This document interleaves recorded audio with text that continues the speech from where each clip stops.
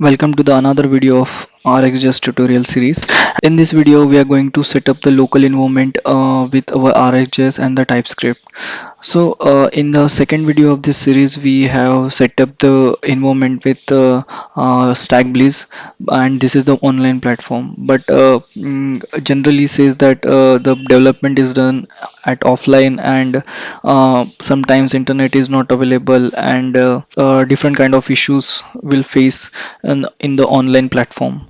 So because of that, I am creating this video for setting the up the environment locally and do our further video on the local itself.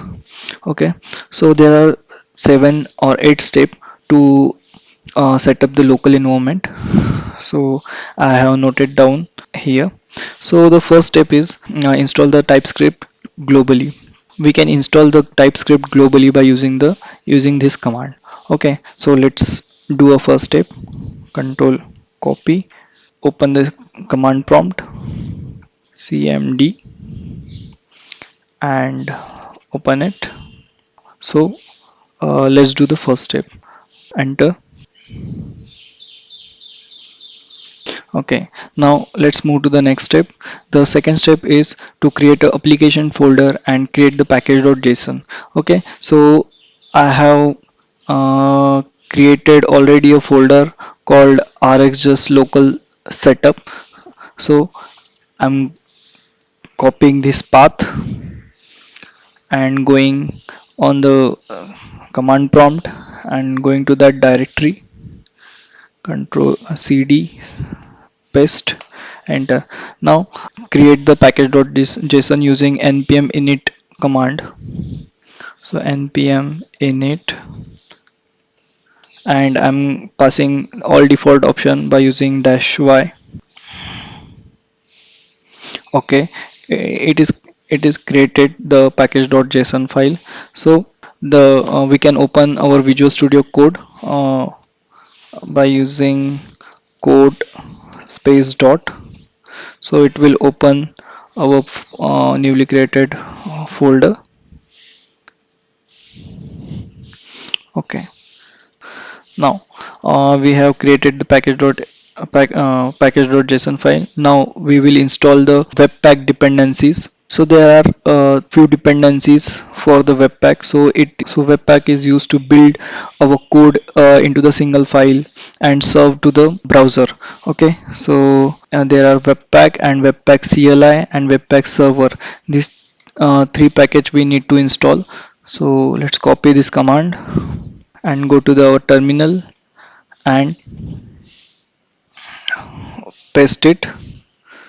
That is npm install webpack space npm webpack-cli webpack-dev-server, and we are saving this in the package.json in the dev dependency. Okay, let's install it. It will take some time.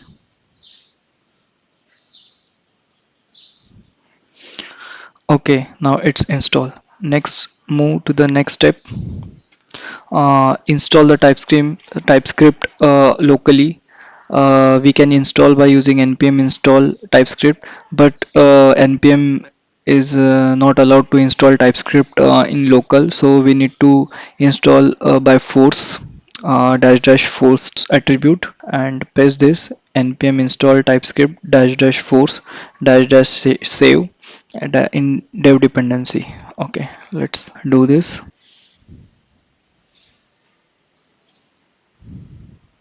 Okay, it installed.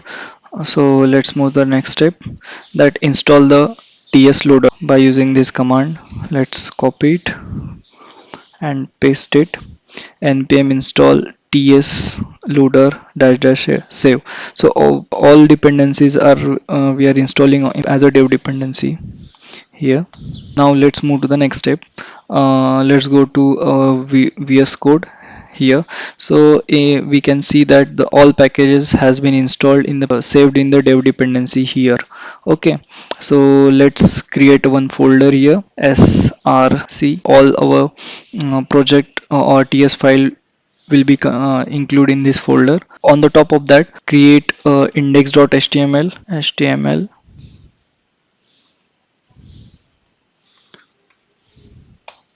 So we have created a HTML file. Now let's move to the instruction. What is the next instruction is that? So the step 6 is create the tsconfig.json file. This is the TypeScript configuration.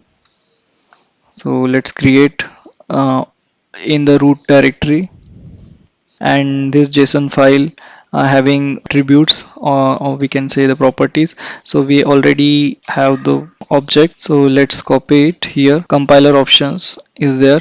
So module commonjs, we are using the commonjs for bundling, and we are targeting the ES5 and source map is true. This is used for when we run our project. We can debug the TypeScript file containing the compiler option and exclude the node modules. Let's move to the next instruction. So step 7 is create webpack-config.js file. So let's copy this and create new file called webpack.config.js file. Configuration for webpack, and we have also that webpack configuration. So let's copy it and paste it. So the entry point is the application which file want to main file, means the entry point of our bundle. So we mentioned that index.ts file we haven't created it, but we will create in this source folder. So let's create new file, TypeScript file. Okay, let's move to head. And next property is a devtool inline-source-map. So this is for the same as I told that we can debug the TypeScript file. The module is the object which can include the rules, and this rules is a array.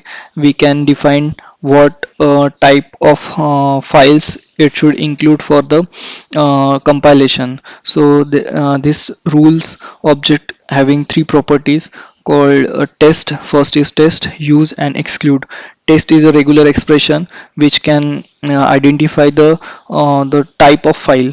Here we can see that ts file, and this is the regular expression for this, to identify the file.